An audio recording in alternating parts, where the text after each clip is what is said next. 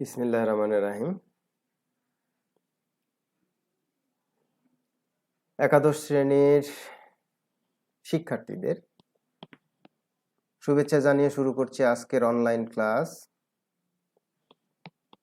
আশা করছি সবাই ভালো আছো, সুস্থ আছো এবং ক্লাসের সঙ্গে যুক্ত আছো।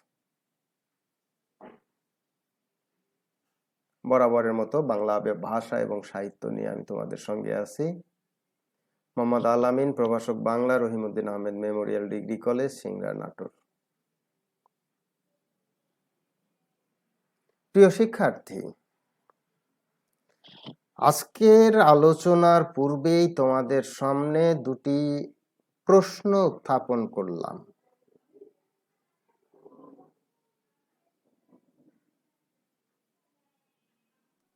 তোমরা এর উত্তরটি দেবার চেষ্টা করো। কি জানা আছে প্রশ্নের উত্তর? যদি জানা না থাকে তাহলে অবশ্যই আজকের আলোচনার শেষে আমি মনে করি এই প্রশ্নটির উত্তর তুমি তোমার অন্তরে, তোমরা তোমাদের অন্তরে খুঁজে পাবে।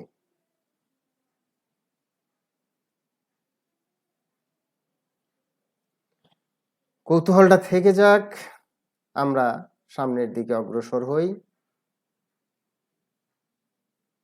পেয়েছো খুঁজে উত্তর? না পেলে আলোচনায় মনোযোগ দাও।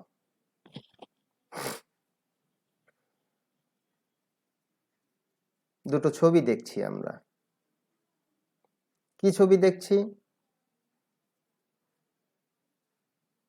আমরা এই ছবিগুলোর সঙ্গে বরাবরই পরিচিত।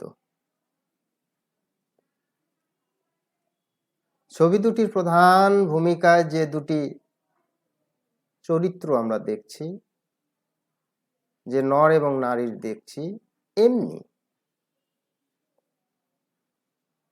দুজন নর এবং নারীর জীবনের কিছু অংশ নিয়ে আমরা আলোচনা করব।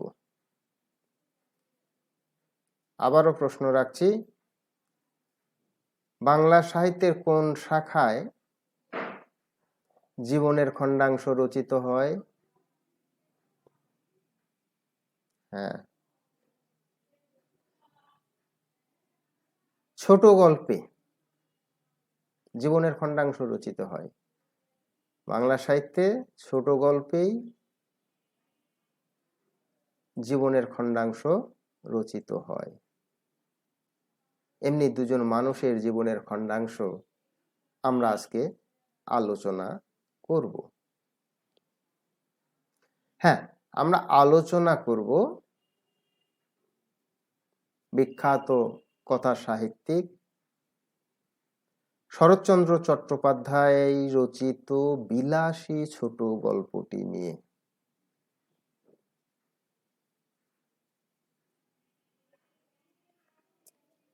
বিলাসী এমন একটি গল্প যেটি পূর্ণাঙ্গ আলোচনা করতে গেলে শ্রেণীকক্ষে প্রায় 4টি ক্লাসের প্রয়োজন হয়।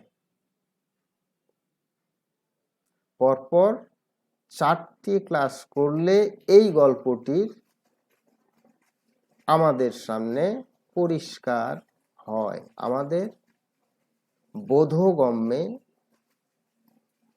আসে।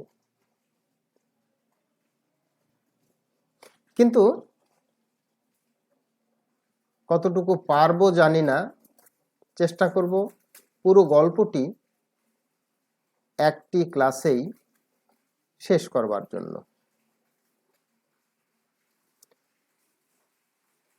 ঠিক আছে, আমরা তাহলে আলোচনায় অগ্রসর হতে থাকি। দেখি কতটুকু শেষ করতে পারি।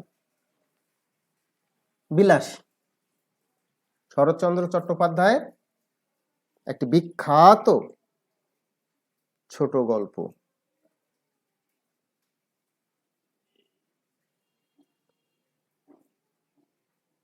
শরৎবাবু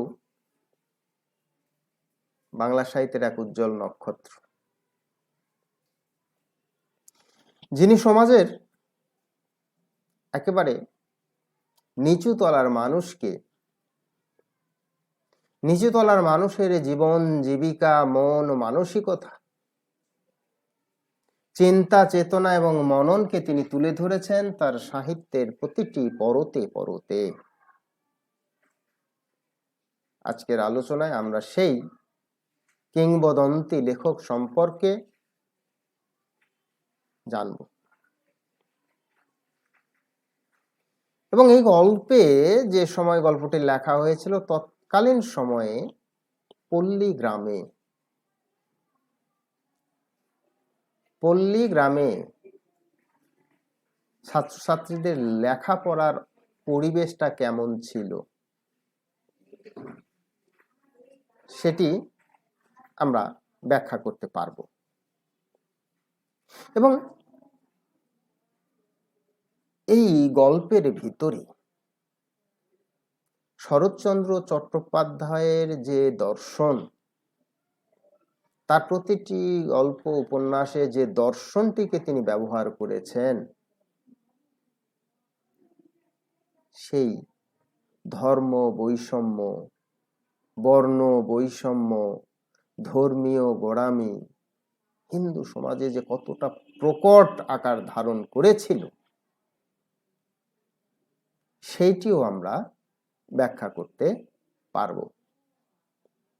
এবং আলোচনার শুরুতে যে প্রশ্নটি তোমাদের সামনে রেখেছিলাম, সেই প্রশ্নটির উত্তর ও ব্যাখ্যা বিশ্লেষণ করতে পারব।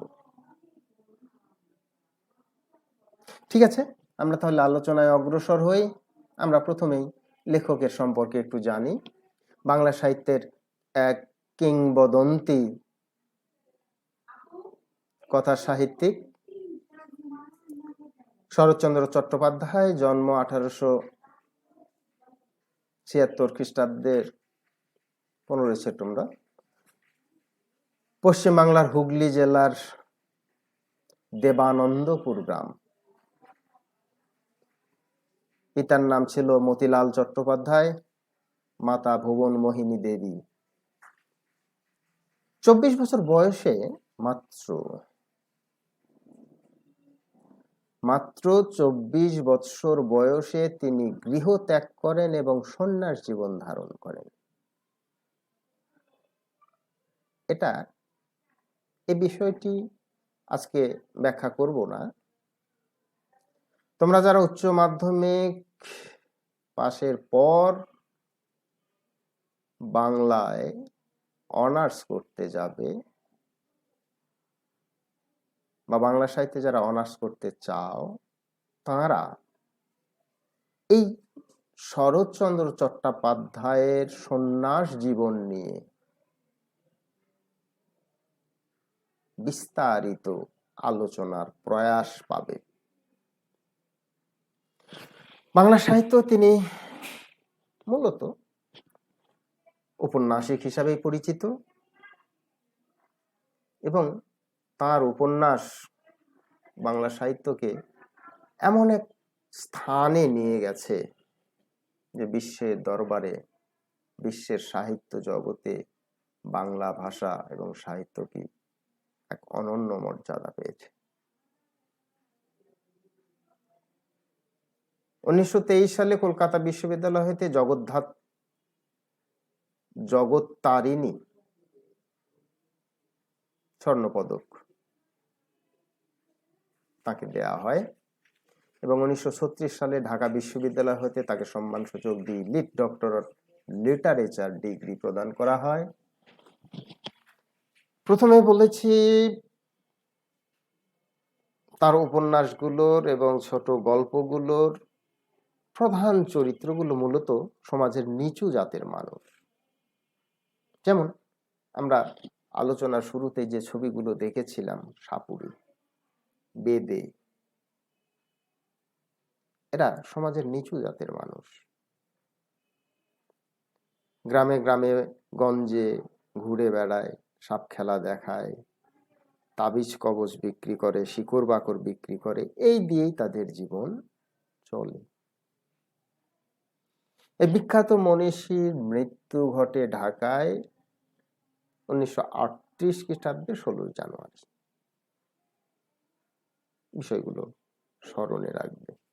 বাংলা সাহিত্যে তার যে উপন্যাসগুলি, এগুলো বলে বা স্লাইডে দেখিয়ে শেষ করা যাবে না।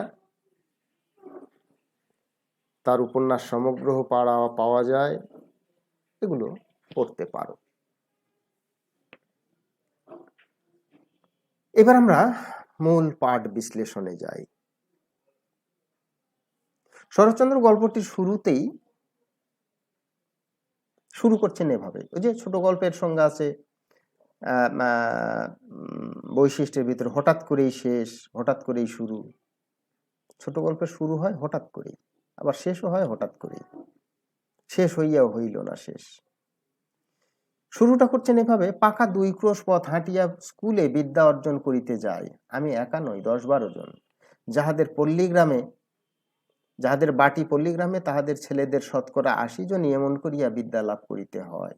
ইহাতে লাভের অঙ্কে শেষ পর্যন্ত একেবারে শূন্য না পড়িলেও যাহা পড়ে তাহা হিসাব করিবার পক্ষে এতটাই, এই কয়টা কথা চিন্তা করিয়া দেখিলেই যথেষ্ট হইবে। সকাল 8টায় বাহির হতে হয়। 4 কোষ পথ। 4 কোষ মানে 2 মাইলে 1টা ক্রোশ হয়, তাহলে 8 মাইল। এবং যাওয়া আসাটা খুব একটা সহজতর ছিল না বিদ্যালয়ে। বর্ষার দিনে মাথার উপরে মেঘের জল, পায়ের নিচে হাঁটু কাদা। এখন তোমাদের এই কষ্টটি বোধহয় আর করতে হয় না। গ্রীষ্মের দিনে জলের বদলে কোরা সূর্য এবং কাদার বদলে ধুলার সাগর সাঁতার দিয়ে স্কুল ঘর করিতে হয়। একবার স্কুল আবার বাড়ি, এই যে যাতায়াতটা করিতে হয়। সেই দুর্ভাগা বালকদের মা খুশি হইয়া, সরস্বতী খুশি হইয়া বর দিবেন কি তাহাদের যন্ত্রণা দেখিয়া কোথায় যে লুকাইবেন তাহা ভাবিয়া পান না। বিদ্যার দেবী সরস্বতী, তিনি ছাত্রদের, শিক্ষার্থীদের প্রার্থনা করলে তার বর বা আশীর্বাদ দেন। লেখক এমন ভাবেই ব্যঙ্গাত্মক ভাবে উপস্থাপন করলেন যে এই কমলমতি শিশুদের এই কষ্ট দেখিয়া তিনি আশীর্বাদ করবেন কি দূরের কথা, ভয়ে পালাইয়া যান। তারপর গ্রাম অঞ্চলে তৎকালীন সমাজে রোগ শোক এটা সেটা কম নয়। লেখক বলছেন যে এই যে কষ্ট করিয়া যারা বিদ্যা অর্জন করিল, তারা তাদের যে বিদ্যা অর্জনের তেজ, এটির আত্মপ্রকাশ একদিন না একদিন ঘটিবেই।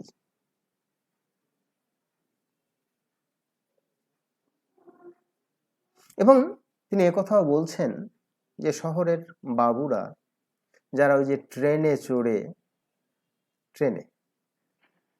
চড়ে যখন যান, জানালার ফাঁক দিয়ে গ্রামের এই অবস্থাগুলো দেখে চোখের একটা প্রশান্তি খুঁজে পান, মনেরও হয়তোবা। কিন্তু পল্লী গ্রামের মানুষের যে কষ্ট, এটি যারা পল্লী গ্রামে বসবাস না করে তাদের পক্ষে বোঝা সহজতর নয়। এই যে কৃতবিদ্য ছাত্রের দল যারা এত কষ্ট করে পড়ালেখা করছেন, এদের মধ্যে লেখক বলছেন এটা, এই গল্পকথক হচ্ছে ন্যাড়া। গল্পটির গল্পকথক ন্যাড়া। শরৎচন্দ্র চট্টোপাধ্যায় এই ন্যাড়া চরিত্রটির মাধ্যমেই তিনি তার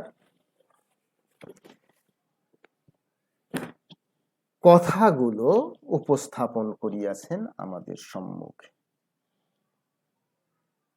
এই যে গল্পের শুরুতে বলছিল আমি একা নই, 10-12 জন, এদের মধ্যে একজন ছিল। এভাবে বলছেন লেখক যে আমাদের গ্রামে একটি ছেলের সঙ্গে মাঝে মাঝে স্কুলের পথে যা দেখা হইতো, তার নাম ছিল মৃত্যুঞ্জয়। মৃত্যুকে জয় করেছেন যিনি, মৃত্যুঞ্জয়। এই গল্পের প্রধান পুরুষ চরিত্রটির নাম মৃত্যুঞ্জয়। আমাদের চেয়ে সে বয়সে অনেক বড়, 3rd ক্লাসে পড়িত। কবে যে সে প্রথম 3rd ক্লাসে উঠিয়াছে এ খবর আমরা কেউই জানিতাম না। সম্ভবত তাহা প্রত্নতাত্ত্বিকদের গবেষণার বিষয়। আমরা কিন্তু তাহার ওই 3rd ক্লাসটাই চিরকাল দেখিয়া আসিয়াছি। তাহার 4th ক্লাসে পড়ার ইতিহাসও কখনো শুনি নাই।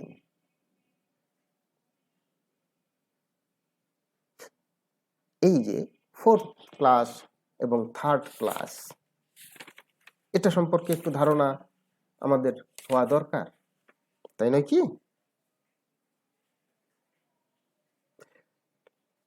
3rd ক্লাসটা হচ্ছে বর্তমান আমরা এখন যেটাকে বলছি 8ম শ্রেণী। 3rd ক্লাসটা হচ্ছে 8ম শ্রেণী। আর 4th ক্লাস বলতে যেটা বোঝায় সেটা হচ্ছে 9ম শ্রেণী। তাহলে ন্যাড়া তথা লেখক শরৎচন্দ্র চট্টোপাধ্যায় এই মৃত্যুঞ্জয়ের পড়ালেখার একটা ইতিহাস আমাদের কাছে উপস্থাপন করলেন। সেটা হচ্ছে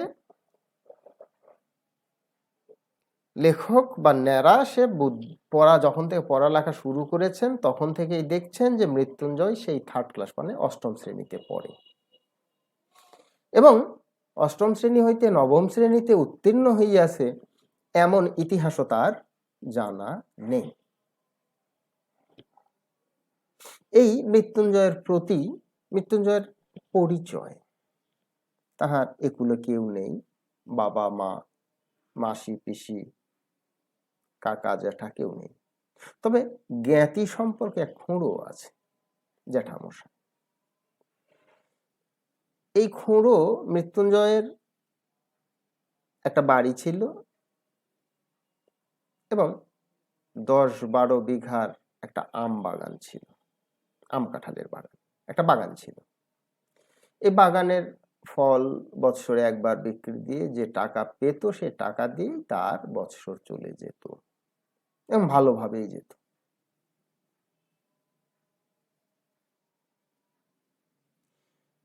এই খুঁড়ো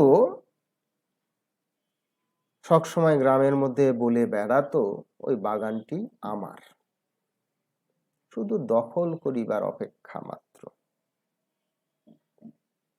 খুঁড়োর আরেকটি কাজ ছিল তার এই ভাইপো মৃত্যুঞ্জয় সম্পর্কে সদা সর্বদাই নিন্দা, কুৎসা, গীবত করে বেড়ানো।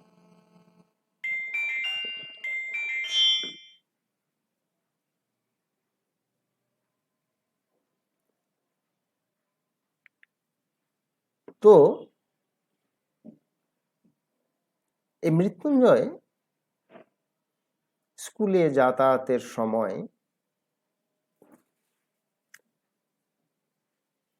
একাই যেত, এক পাশ দিয়ে, রাস্তার এক পাশ দিয়ে হেঁটে, বগলে সেই পুরাতন মলিন বইগুলো, খাতাগুলো।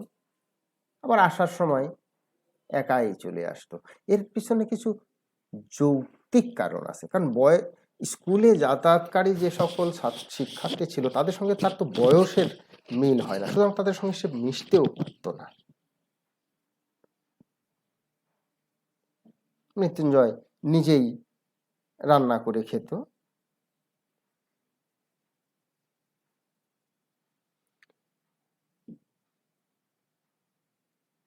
হঠাৎ ন্যাড়া বলছে অনেকদিন মৃত্যুঞ্জয়ের দেখা নাই, একদিন শোনা গেল সে মরমর।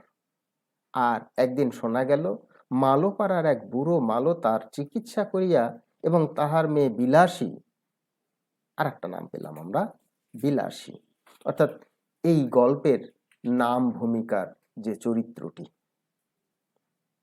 প্রধান নারী চরিত্র বিলাসী, সেবা করিয়া মৃত্যুঞ্জয়কে যমের মুখ হইতে এ যাত্রা ফিরিয়া আনিয়াছে।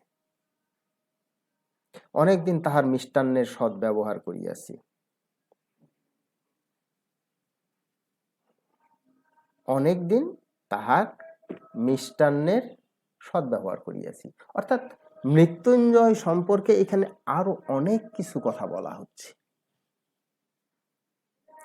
অনেক পিতা মাতা, যেহেতু মৃত্যুঞ্জয়ের টাকা ছিল, তার সন্তানকে দিয়ে মৃত্যুঞ্জয়ের কাছে টাকা চেয়ে পাঠাইতো যে আমি পরীক্ষা দেব, ফিস দিতে পারছি না, অথবা বেতন দিতে পারছি না, এমনি করে বললেই মৃত্যুঞ্জয় ওই ছাত্রটিকে টাকা দিয়ে দিত। অথবা কেউ বলছে আমি বই কিনতে পারছি না, আমি খাতা কিনতে পারছি না, এভাবে তার কাছ থেকে টাকা নিত। কিন্তু কোনো পিতামাতাই এই কথাটি স্বীকার করিতে চাহিত না। বাজারে বসলে, যখন সে কোনো দোকানে খেতে বসে, তখন আশপাশে যারা থাকে সবাইকে খাওয়াতো। তাই ন্যাড়া রূপী লেখক সে বলছে আমি নিজেও অনেকদিন তাহার মিষ্টান্নের সদ্ব্যবহার করিয়াছি, সুতরাং তাকে দেখতে যাওয়াটা আমার দায়িত্বের মধ্যে পড়ে।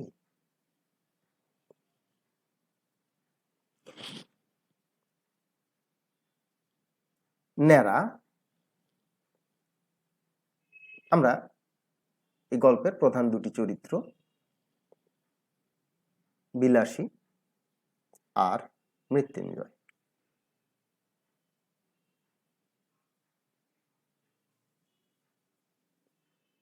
বিলাসী হচ্ছে মালোপাড়ার এক বৃদ্ধ মালো সাপুড়ের মেয়ে।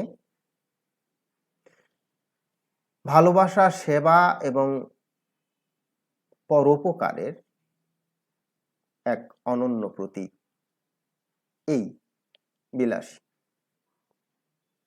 অপরদিকে মৃত্যুঞ্জয় কি?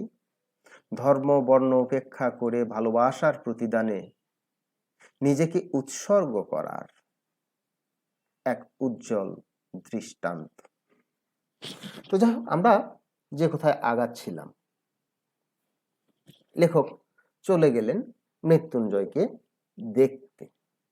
একদিন সন্ধ্যায় অন্ধকারে লুকাইয়া তাহাকে দেখিতে গেলাম। লুকাইয়া যে কেন যেতে হলো, এর পিছনেও কারণ আছে, সেটা আমরা বলছি একটু পরে। স্বাচ্ছন্দ্যের ভিতরে ঢুকিয়ে দিয়ে ঘরের দরজা খোলা এবং বেশ উজ্জ্বল একটি প্রদীপ জ্বলিতেছে, আর ঠিক সম্মুখে তক্তপোষের উপর পরিষ্কার ধবধবে বিছানায় মৃত্যুঞ্জয় শুইয়া আছে। তাহার কঙ্কালসার দেহ প্রতি চাহিলেই বোঝা যায় বাস্তবিক যমরাজ চেষ্টার কোনো ত্রুটি করেন নাই। যমরাজ জান কবজ করে যে, তবে শেষ পর্যন্ত সুবিধা করিয়া উঠিতে পারে নাই সে কেবল এই মেয়েটির জোরে। কোন মেয়েটি? বিলাসী, মালোপাড়ার বুড়ো মালোর মেয়ে। সেই বুড়ো সাপুরের মেয়ে বিলাসী, তাহার বয়স 18 কি 28 ঠাহর করিতে পারিলাম না, কিন্তু মুখের প্রতি চাহিবা মাত্রই টের পাইলাম বয়স যাই হোক, খাটিয়া খাটিয়া আর রাত জাগিয়া জাগিয়া ইহার শরীর আর কিছু নাই, ঠিক যেন ফুলদানিতে জল দিয়ে ভিজাইয়া রাখা বাসি ফুলের মতো। আমরা অনেকেই শখ করে গোলাপ, রজনীগন্ধা ফুলদানিতে একটু পানি দিয়ে ভিজিয়ে রাখি 2-4 দিনের জন্য, এবং 2-4 দিন রাখার পর একটু নড়াচড়া করলেই পাপড়িগুলো ঝরে পড়ে যায়। বিলাসীর কথাও লেখক ঠিক সেইভাবে বর্ণনা দিচ্ছেন, যে পরিশ্রম করতে করতে, রাত জেগে এই মৃত্যুঞ্জয়ের সেবা করতে করতে তার অবস্থা ঠিক এই ফুলদানিতে জল দিয়ে ভিজাইয়া রাখা বাসি ফুলের মতো। লাল কালিতে লেখা এই অংশটুকু ব্যাখ্যা করা লাগতে পারে পরীক্ষায়। মৃত্যুঞ্জয় আমাকে চিনিতে পারিল না। সরি, মানে মৃত্যুঞ্জয়ের অবস্থাটা এমন ছিল যে তার উঠে বসাবার মতো অবস্থাও তখন ছিল না। শুধু ন্যাড়া যখন ঘরের ভিতরে ঢুকলো, ওই যে উজ্জ্বল একটা প্রদীপ জ্বলছিল, এই প্রদীপের আলোতে মুখটুকু দেখে শেষুকে বলল, কে ন্যাড়া? আমি বললাম, হুম।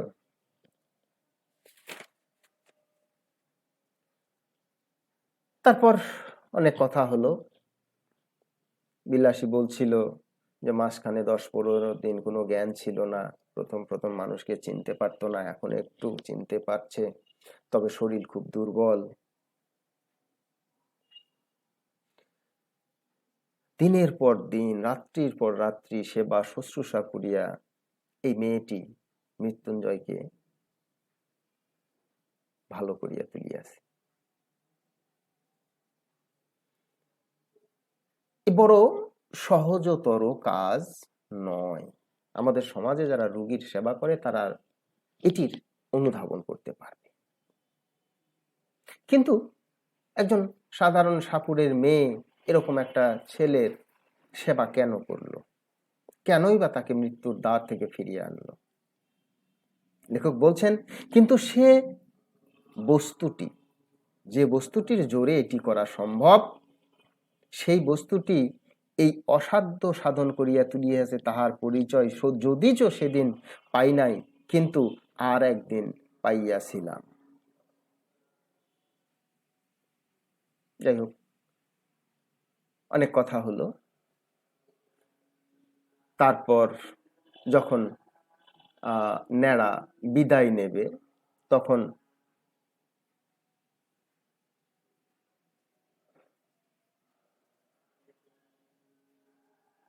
বিলাসী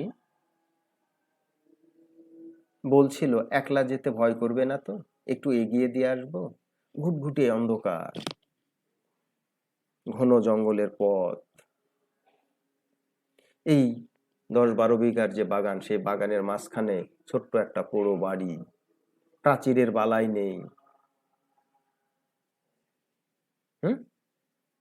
অনায়াসেই ভেতরে ঢোকা যায়। কিন্তু প্রকৃতপক্ষে লেখকের বা ন্যাড়ার ভয় করছিল।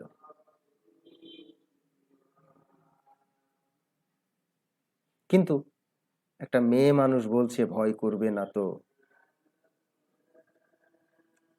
এটা মনে যাই থাকুক, এটা তো সম্মুখে স্বীকার করা যায় না। একটা পুরুষের পক্ষে স্বীকার করা একটু কি পৌরুষত্বে বাধে। তাই প্রত্যুত্তরে শুধু একটা না বলিয়াই অগ্রসর হইয়া গেলাম। সে পুনরায় কহিল, ঘন জঙ্গলের পথ, একটু দেখে পা ফেলবেন। এখন লেখক বা ন্যাড়া বাগানের ভিতর দিয়ে যাচ্ছে, যাবার পথে সে বারবার বিলাসীর কথা ভাবছে। মৃত্যুঞ্জয় তার মাথা থেকে তখন আর নেই, সে বিলাসীর কথা ভাবছে। ভাবছে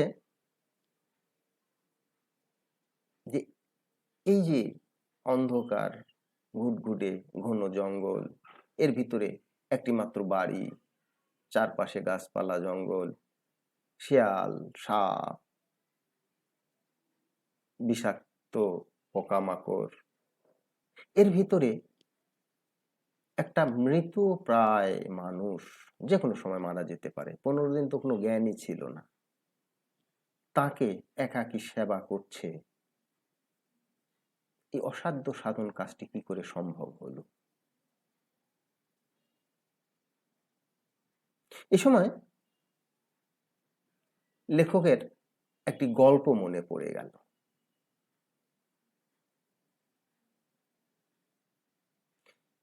এই যে এখানে বলছে কি, এই প্রসঙ্গে অনেকদিন পরের একটা কথা আমার মনে পড়ে। তার এক নিকট আত্মীয় মারা গেছেন। তার স্ত্রী 30 বছর একসঙ্গে তারা সংসার করেছে, রাত্রিবেলায় সন্ধ্যাবেলায় মারা গেছে। স্ত্রী লাশের পাশে গড়াগড়ি করে কাঁদছে এবং সে বারবার কান্নার সুরে বলছিল যে কথাগুলো,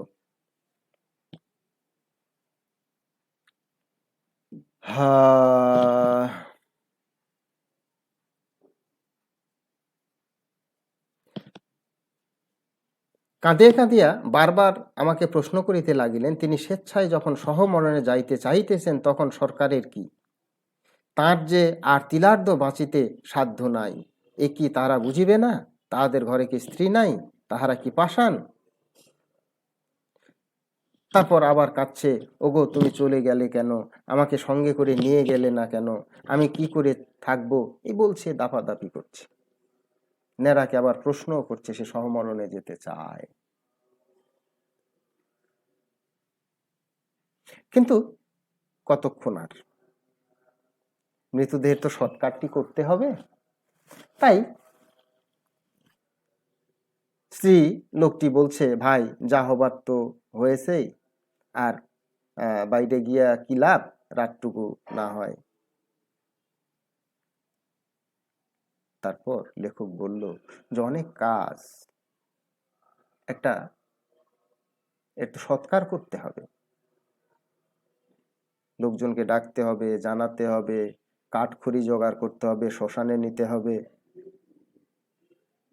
আমি একটু বাইরে গিয়ে এই কাজগুলো করে আসি। এবার স্ত্রী লোকটি বলছে, হোক কাজ, তুমি বসো। বলিলাম, বসলে চলিবে না, একবার খবর দিতেই হইবে। বলিয়া পা বাড়াইবাই মাত্র তিনি চিৎকার হইয়া উঠিলেন এবং কি বললেন, ওরে বাপরে, আমি একলা থাকতে পারবো না।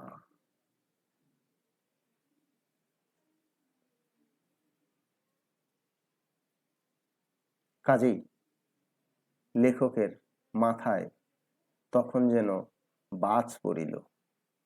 যে মেয়েটি এতক্ষণ বিলাপ করছিল, কান্নাকাটি করছিল, সহমরণে যেতে চাচ্ছিল, 30 বৎসর এই একই ঘরে দুইজন একসঙ্গে থাকিয়াছে, কিন্তু আজকে ওই পুরুষটির মাঝে প্রাণ পাখি নামক সেই প্রাণ ওইটি নাই।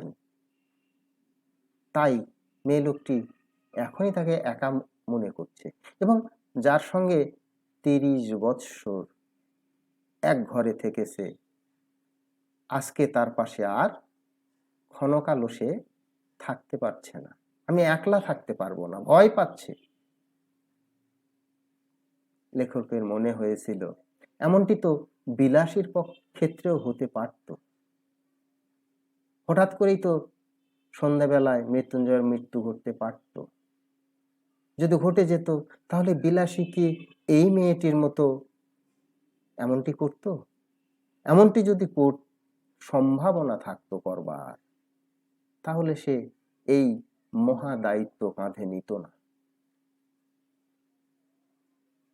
এখানে লেখক একথাও বলছেন যে, কিন্তু দুঃখটা তাহার তুচ্ছ করিয়া দেখানো আমার উদ্দেশ্য নয়, কিংবা তাহা খাঁটি নয় একথাও বলা আমার অভিপ্রায় নহে, কিন্তু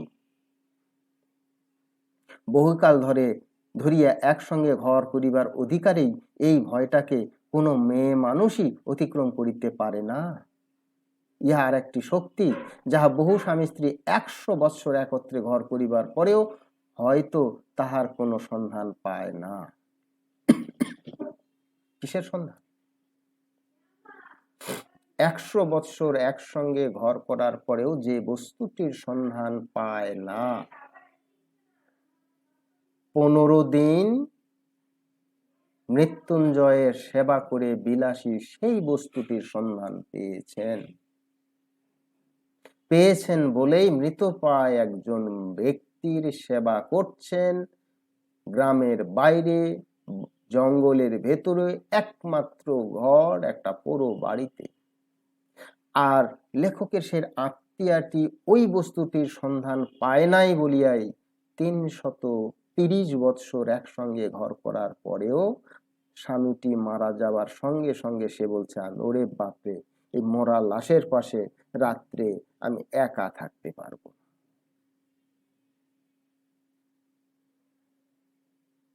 প্রথমেই আলোচনার প্রথমেই যে প্রশ্নটি রেখেছিলাম, ওই প্রশ্নটির উত্তর হচ্ছে প্রেম সেই বস্তুটি যাহা এই লেখকের আত্মীয়ার ভিতরে উপস্থিত নাই, পক্ষান্তরে বিলাসীর ভিতরে উপস্থিত আছে।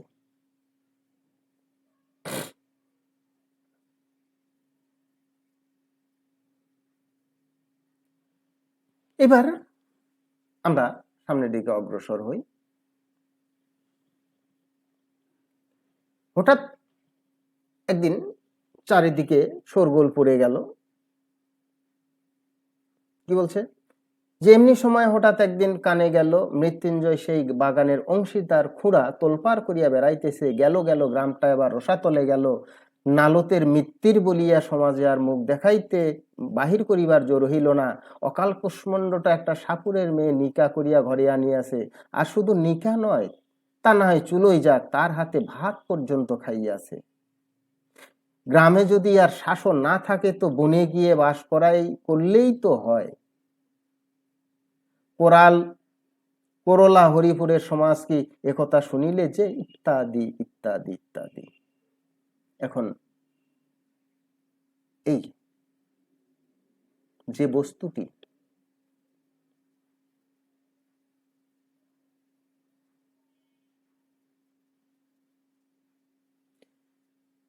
মৃত্যুঞ্জয় ব্রাহ্মণের ছেলে, ব্রাহ্মণ সমাজের, হিন্দু সমাজের উঁচু জাতের মানুষ, বিলাসী নিম্ন জাতের সাপুরের মেয়ে। হিন্দু সমাজের এই যে বর্ণ বৈষম্য প্রকট, নিচু জাতের মানুষের হাতের ভাত খাওয়াটিও এখানে পাপ। কিন্তু মানুষ বুঝলো না যে এইটি বিলাসীর অধিকার হইয়া দাঁড়াইয়াছিল। মৃত্যুঞ্জয়কে নতুন জীবন দিয়েছে সে তার সেবার মাধ্যমে। লেখক বলছেন, ইহা আর একটি শক্তি যাহা বহু স্বামী স্ত্রী 100 বছর একত্রে ঘর করার পরেও হয়তো তার কোনো সন্ধান পান না। কিন্তু সহসা সেই শক্তির পরিচয় যখন কোনো নরনারীর কাছে পাওয়া যায়, তখন সমাজের আদালতে আসামি করিয়া তাহাদের দণ্ড আবার যদি হয়তো হোক। অর্থাৎ সেই ভালোবাসা, প্রেম নামক বস্তুটির পরিচয় যখন কোনো নরনারী পেয়ে যায়, তখন এই সমাজের আদালতের যে দণ্ড, ওই দণ্ডের তোয়াক্কা তখন আর তারা করে না, করা সম্ভব নয়। এখন মৃত্যুঞ্জয় যখন সুস্থ হয়ে উঠল, তখন মৃত্যুঞ্জয় মনে করল যে মেয়েটি নিজে জীবনকে তুচ্ছ করে, ভয় ভীতিকে উপেক্ষা করে, নিজের শরীরের প্রতি যত্ন না নিয়ে আমাকে বাঁচিয়ে তুলল, এই জীবনের অধিকারটি ওই মেয়েটিরই। তাই তারা বিয়ে করে নিল। আর যখনই বিয়ে করে নিল, তৎকালীন সমাজে যে বর্ণ বৈষম্য, সেইটি এই গল্পে তখন প্রকট হয়ে উঠল। খুড়ো গ্রাম শুদ্ধ বলে বেড়াতে লাগলো যে আর সমাজে মুখ দেখানো যাচ্ছে না, ব্রাহ্মণের ছেলে হয়ে একটা সাপুরের মেয়েকে নিকা করেছে, আর নিকা করেছে করুক, ওটা চুলাই যাক, তার হাতে ভাত পর্যন্ত খেয়েছে। পাঁঠার মাংস নয়, ফল নয়, মিষ্টান্ন নয়, একেবারে অন্ন ভাত। এই যে অন্ন পাপ, এর কি প্রায়শ্চিত্ত আছে? নাই। অন্ন পাপ মহাপাপ। ছোট জাতের মানুষের হাতের ভাত খেয়েছে, এ পাপের কোনো প্রায়শ্চিত্ত নাই, নিশ্চয়ই তাকে নরকে যেতে হবে। আর এসবের যদি ব্যবস্থা সমাজে না থাকে, তো গ্রামে আর বাস করে লাভ নেই, বনে যা বাস করি, ইত্যাদি ইত্যাদি। তখন ওই যে সমাজের রক্ষক কি বলছে, তখন আমরা গ্রামের লোক মিলিয়া যে কাজটা করিলাম তাহা মনে করিলে আমি আজও লজ্জায় মরিয়া যাই। খুড়া চলিলেন নালতের মৃত্যুর বংশের অভিভাবক হইয়া, আর আমরা 10-12 জন চলিলাম গ্রামের বদন দগ্ধ না হয় ইহা জন্যই। সমাজকে রক্ষা করবার জন্য এই যুব সমাজ বীর দর্পে ছুটে গেলেন বিহিত করতে। বিহিতটা কি? বাগানের ভিতরে চলে গেলেন, প্রাচীরের কোনো বালাই ছিল না, বারান্দায় রুটি ভাজছে বিলাসী, ঘরের ভিতরে তক্তপোষের উপরে শুয়ে আছে মৃত্যুঞ্জয়। বুড়ো একটু এদিক ওদিক দেখেই চট করে ঘরের শিকলটা আটকিয়ে দিল, দিয়েই হুঙ্কার মেরে উঠল এবং অকথ্য গালিগালাজ। বলছেন, বলা বাহুল্য জগতের কোনো খুড়ো কোনো কালে বোধ করি ভাইপোর স্ত্রীকে এরূপ সম্ভাষণ করেন নাই। সেদিন যে মেয়েটির হীন ও সাপুরের মেয়ে হইয়াও তাহার সহিত পারিল না, চোখ তুলিয়া বলিল, বাবা আমাকে বাবুর সাথে নিকা দিয়েছে জানো। যখন খুড়া অকথ্য ভাষায় গালিগালাজ শুরু করলো মেয়েটাকে, তখন মেয়েটি একবার শুধু মাথা তুলে বলেছিল যে বাবা আমাকে বাবুর সঙ্গে নিকা দিয়েছে, কথাটা কি তোমরা জানো? তখন ওরে বাপ, বলা মাত্রই হুঙ্কার দিয়ে বাঘ যেমন হরিণ শাবকের ঘাড়ের উপরে ঝাঁপাইয়া পড়ে, ঠিক তেমনি বীর দর্পে 10-12 জন হুঙ্কার দিয়া মেয়েটির উপরে পড়িলাম। কেহ ধরিলাম হাত, কেহ ধরিলাম পা, কেহ ধরিলাম চুলের মুঠি, কেহ ধরিলাম কান, এবং যাহার কিছু ধরিবার জায়গা ছিল না সেও চেষ্টার ত্রুটি করিল না। কারণ সভাস্থলে, সংগ্রাম স্থলে আমরা কাপুরুষের নয় তো আর বসিয়া থাকিতে পারি না। মেয়েটিকে যখন সবাই মিলে টেনে হিঁচড়ে নিয়ে চললাম গ্রামের বাহিরে, ঘরের ভিতরে দরজায় আর্তনাদ করতে থাকে মৃত্যুঞ্জয়, গালিগালাজ করতে থাকে। মেয়েটি শুধু একবারের জন্য বলল, বাবুরা আমাকে ছেড়ে দাও, রুটিগুলো ঘরে দিয়ে আসি, বাইরে শেয়াল কুকুরের খেয়ে যাবে, রোগা মানুষ সমস্ত রাত খেতে পাবে না। কিন্তু আমরা তাতে তিলার্ধ বিচলিত হইলাম না। স্বদেশের মঙ্গলের জন্য সবকিছু অকাতরে সহ্য করিয়া টানিয়া হাসিয়া লইয়া চলিলাম। এরপর খুড়া তার লেখক বলছেন যে আমার মন ভালো নেই, আমি সমাজের এই ব্যবস্থাকে ভালো লাগছিল না, তাই সন্ন্যাস জীবন ধারণ করে বের হয়ে পড়লাম। এবং তিনি বেশ কিছুদিন বাইরে বাইরে ঘুরে বেড়ালেন, বিভিন্ন জায়গায় থাকলেন, কেউ খেতে দিলে খায়, না দিলে না খায়, যেখানে সেখানে পড়ে থাকে, ইত্যাদি ইত্যাদি। মোট কথা সন্ন্যাস জীবন যেমনটি হয় তেমনটি। বেশ কিছু দিন পরে লেখক বলছেন, বৎসরখানে গত হইয়াছে, মশার কামড় আর সহ্য করিতে না পারিয়া সবেমাত্র সন্ন্যাসগিরিতে ইস্তফা দিয়া ঘরে ফিরিয়াছি। একদিন দুপুরবেলা ক্রোশ 2 দূরে মালোপাড়ার ভিতর দিয়া চলিয়াছি, হঠাৎ দেখি একটা কুটিরের দ্বারে বসিয়া মৃত্যুঞ্জয়। তাহার মাথায় গেরুয়া পাগড়ি, বড় বড় চারি, দাড়ি চুল, গলায় রুদ্রাক্ষ, পুঁতির মালা। কি বলিবে, এই সেই মৃত্যুঞ্জয়, কায়স্থের ছেলে। একটা বছরের মধ্যে জাত দিয়া একেবারে পুরা দস্তুর সাপুরে হইয়া গিয়াছে। মানুষ কত শীঘ্র যে তাহার 14 পুরুষের জাতটা বিসর্জন দিয়া আর একটা জাত হইয়া উঠিতে পারে,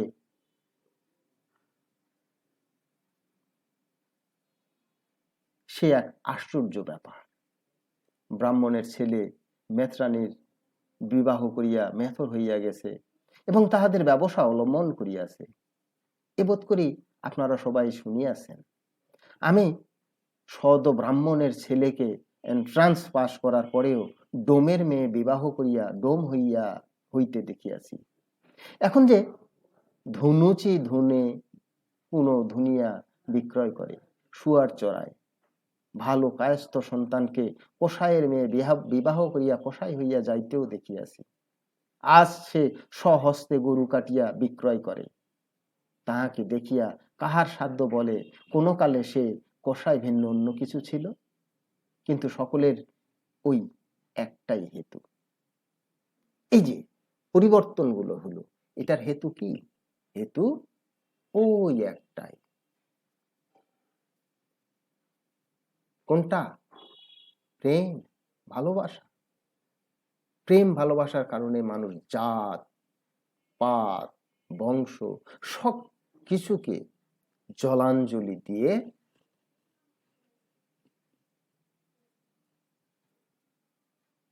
প্রেমের জয়গান গাইতে পারে।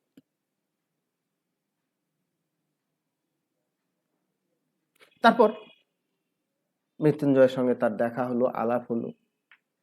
শরৎচন্দ্র একটা মানে কি বিরল চরিত্র নিজেই। শরৎবাবু নিজেই একটা বিরল চরিত্র। সন্ন্যাসগিরি ইস্তফা দিয়ে এইবার তার শখ হলো সাপুড়ে হবার। হ্যাঁ,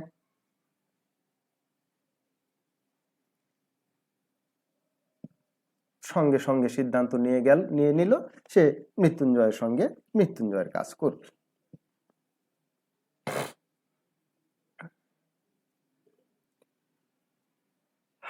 বলিতেছিলাম যে দেখিয়া কে বলিবে সেই মৃত্যুঞ্জয়, কিন্তু আমাকে সে খাতির করিয়া বসাইল। বিলাসী পুকুরে জল আনিতে গিয়াছিল, সে আমাকে দেখিয়া সেও ভারী খুশি হইল। শুধু বারবার বলিতে লাগিল, তুমি না আগলালে সেদিন রাত্রিতে আমাকে তারা মেরেই ফেলত। আমার জন্য না জানি তুমি কত মারই না খেয়েছিলে। এটা এক ধরনের উদারতা, বিলাসী যেটা অকাতরে সহ্য করেছে।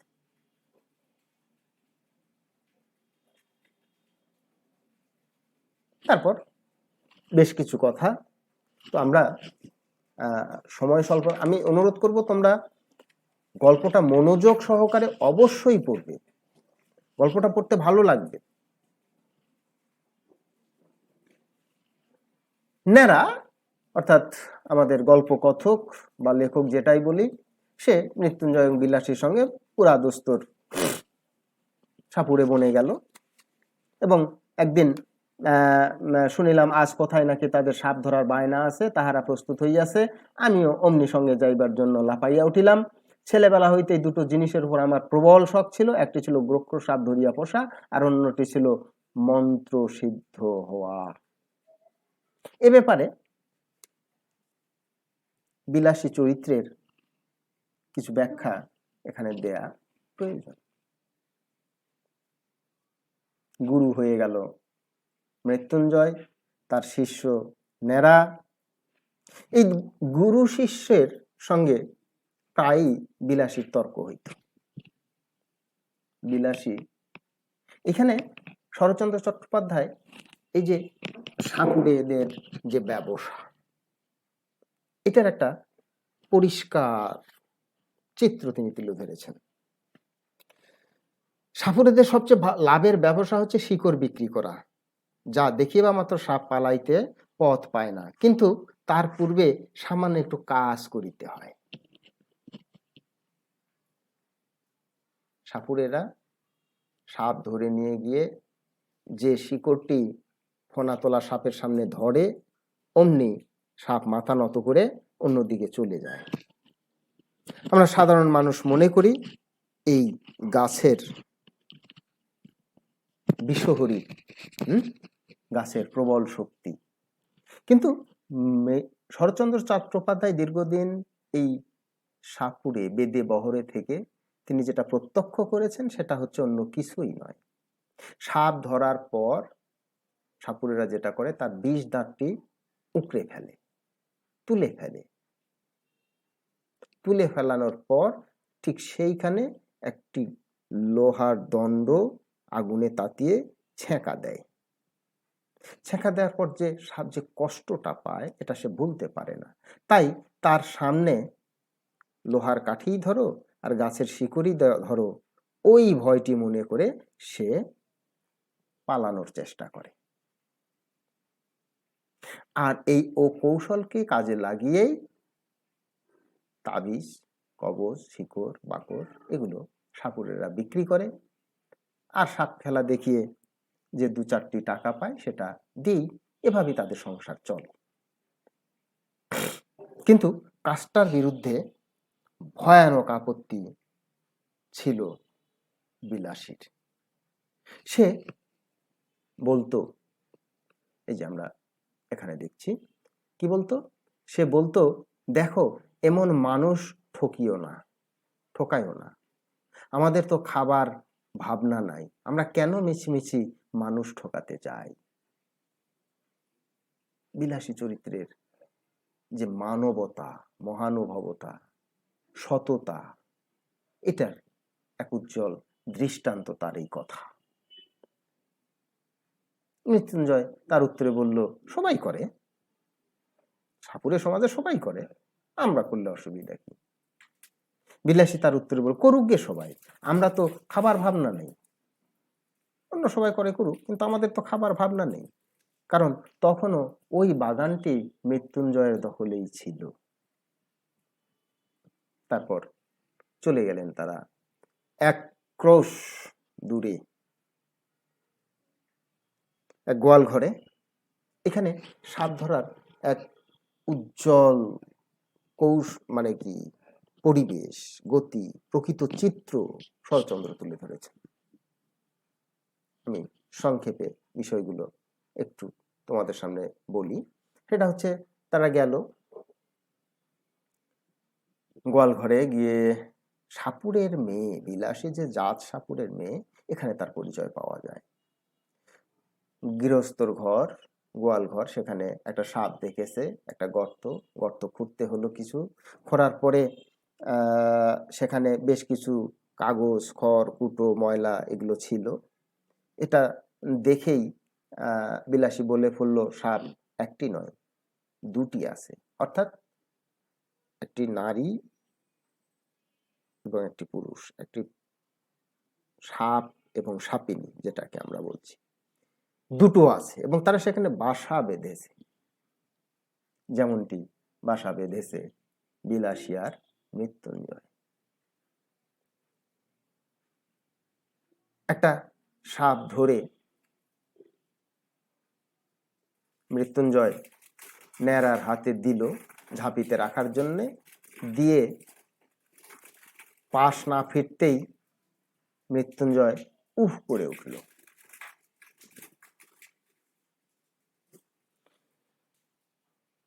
এই যে এখানে বলছে, বাস্তবিক বিলাসীর কথাই ফলিল, এবং মর্মান্তিক ভাবেই সেদিন ফলিল। মিনিট 10 মতো একটা প্রকাণ্ড খরিস গোখর ধরিয়া ফেলিল মৃত্যুঞ্জয়, আমার হাতে দিল, কিন্তু সেটাকে ঝাঁপির মধ্যে পুড়িয়া ফেলিতে না ফেলিতেই মৃত্যুঞ্জয় উহ করিয়া নিঃশ্বাস ফেলিয়া বাহিরে আসিয়া দাঁড়াইল। তাহার হাতের উল্টো পিঠ দিয়া ঝরঝর করিয়া রক্ত পড়িতেছিল, এবং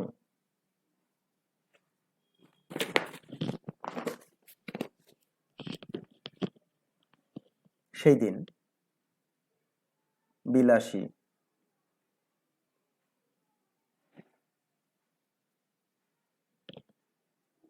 তার জাতগত যে শিক্ষা, জাতিগত যে শিক্ষা, সবই প্রয়োগ করলো। সাপুড়েদের সর্দার সেও আসলো, অন্য এক জায়গা থেকে তার ডাকা হলো, সবাই আসলো, বিষহরীর আজ্ঞা, তাবিজ, কবজ সবই ছিল, কিন্তু কোনোটাই কাজ করলো না। এক সময় মৃত্যুঞ্জয়ের মুখ দিয়ে লালা গড়তে থাকলো, এবং বিলাসীর তখন আর বুঝতে বাকি থাকলো না যে আর সম্ভব নয়।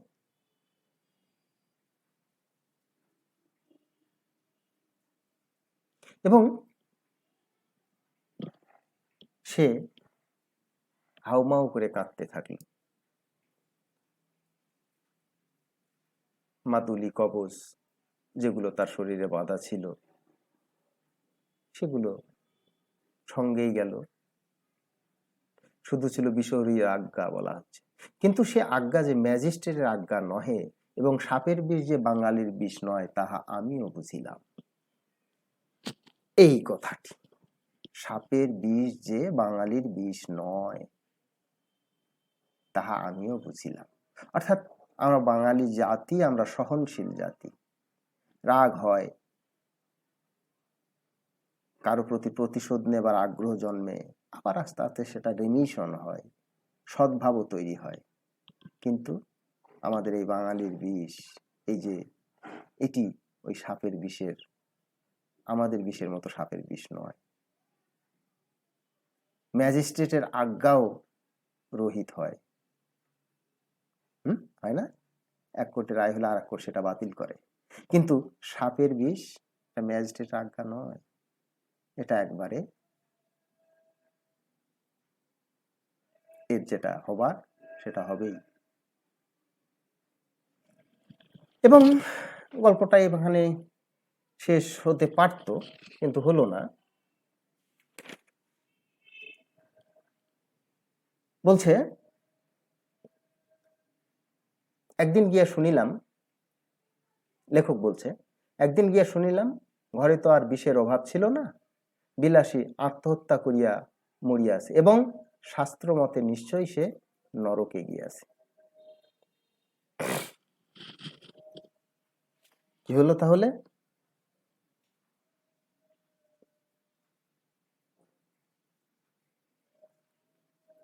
এইখানে নরকে যাওয়া বা স্বর্গে যাওয়া এইটি বিলাসীর কাছে মুখ্য বিষয় ছিল না। ওই যে প্রথমে বলেছিলাম, হোয়াট ইজ লাভ? দ্যাটস লাভ। মৃত্যুঞ্জয় এবং বিলাসীর যে ভালোবাসা, সেই ভালোবাসাটি এমন একটা পর্যায়ে পৌঁছেছিল, এমন একটা রূপ ধারণ করেছিল যে মৃত্যুঞ্জয়ের মৃত্যুর পরে 7 দিনের বেশি বেঁচে থাকাটা বিলাসী সহ্য করিতে পারিল না। তাই সে বিষ খেয়ে আত্মহত্যা করল। এবং শাস্ত্র মতে আত্মহত্যা মহাপাপ, নরকে যেতে হবে। এটা জেনেই যে নরকে যেতেও মৃত্যুঞ্জয় বিহীন জীবন নরকের কাছেও যন্ত্রণাময় তার কাছে মনে হয়েছে, তাই সে নরকে যেতেও পিছপা হয় না।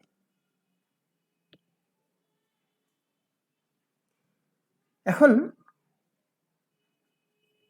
একটা বিষয়, সেটা হচ্ছে এই যে বিবাহ। মৃত্যুঞ্জয় এবং বিলাসী তারা বিয়ে করেছে। আবার সেই গল্প কথকের সেই আত্মীয়া 30 বছর তারাও তো সংসার করেছিল। ওরে বাপরে, আমি একলা থাকতে পারবো না। 30 বছর সংসার করার পর স্বামীটি যখন মারা গেল, স্ত্রীটি বলছে, এই স্বামীর, মরা স্বামী যে ঘরে আছে, এই ঘরে রাত্রেবেলা আমি একা থাকতে পারবো না। এটা কোন ধরনের ভালোবাসা? আদৌ কি এখানে ভালোবাসার সৃষ্টি হয়েছিল? আবার মৃত্যুঞ্জয়ের মৃত্যুর পর মাত্র 1 বছরের সংসার জীবনে বিলাসী 7 দিনের বেশি আর বাঁচিয়া থাকিবার প্রয়োজন বোধ করিল না। এটাও একটা বিয়ে। বিয়েটা কি? এখন কথাটা হচ্ছে, হোয়াট ইজ ম্যারেজ? বিয়েটা কি? বিবাহ হচ্ছে একটা কন্ট্রাক্ট, একটা চুক্তি, যে আমরা দুজন একসঙ্গে আমাদের জীবন অতিবাহিত করব। আর এটাকে শাস্ত্রীয় বা ধর্মীয় বিধান বা মন্ত্র দিয়ে পাকা করা হয়। বর্তমান আইনে এটা মন্ত্রের বা শাস্ত্রের ভিতরেই সীমাবদ্ধ, এটা ডকুমেন্ট রেজিস্ট্রি করে পাকা করা হয়।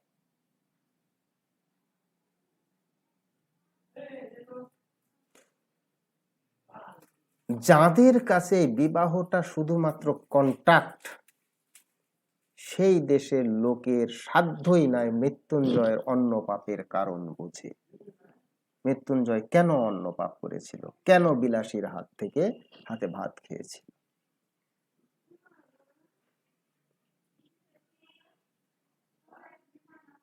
মৃত্যুঞ্জয় হয়তো একটা নিতান্ত তুচ্ছ মানুষ ছিল, কিন্তু তার হৃদয় জয় করিয়া দখল করিবার আনন্দটাও তুচ্ছ নয়, এবং সে সম্পদও অকিঞ্চিৎকর নয়। এই যে মৃত্যুঞ্জয়ের হৃদয় জয় করেছিল বিলাসী, অথবা বিলাসীর হৃদয় জয় করেছিল মৃত্যুঞ্জয়, এই সম্পদ ছোট সম্পদ নয়। হৃদয় জয় করা এটি একটা সম্পদ, যা ওই কন্ট্রাক্ট, বিবাহ নামক কন্ট্রাক্ট বা ডকুমেন্ট দিয়ে সম্ভব নয়। কারণ যে লেখক বলেছেন যে 100 বছর একসঙ্গে ঘর করার পরেও অনেকেই জানে না যে তার স্ত্রীকে পাইয়াছে কিনা, কিন্তু 1 বৎসরের সংসারের জীবনে মৃত্যুঞ্জয় বিলাসীকে পেয়েছিল, বিলাসী মৃত্যুঞ্জয়কে পেয়েছিল, তাই মৃত্যুঞ্জয়ের মৃত্যুতে বিলাসীর বেঁচে থাকাটা কোনো প্রয়োজন ছিল না, এটাই মনে করেছে বিলাসী।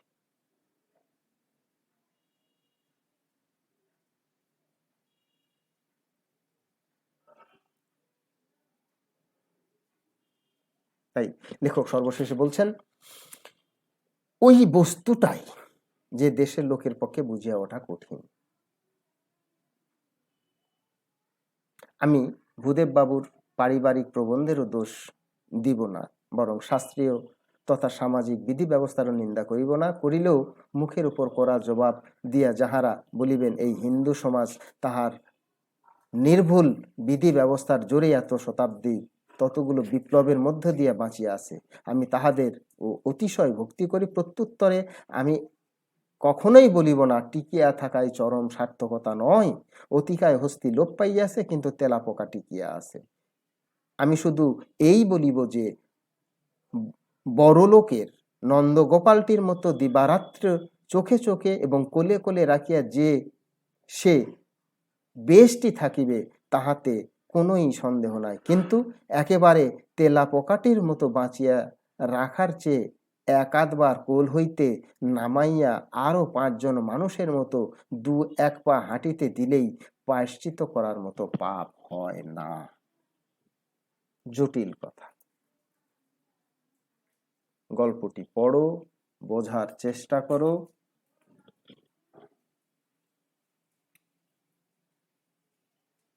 আগামী ক্লাসে আবার কথা হবে। তোমাদের কাজ পুরো গল্পটি মনোযোগ সহকারে ন্যূনতম 2 বার পড়া, তারপর আমরা এটি নিয়ে আবার সময় পেলে কথা বলবো। ধন্যবাদ। আল্লাহ হাফেজ।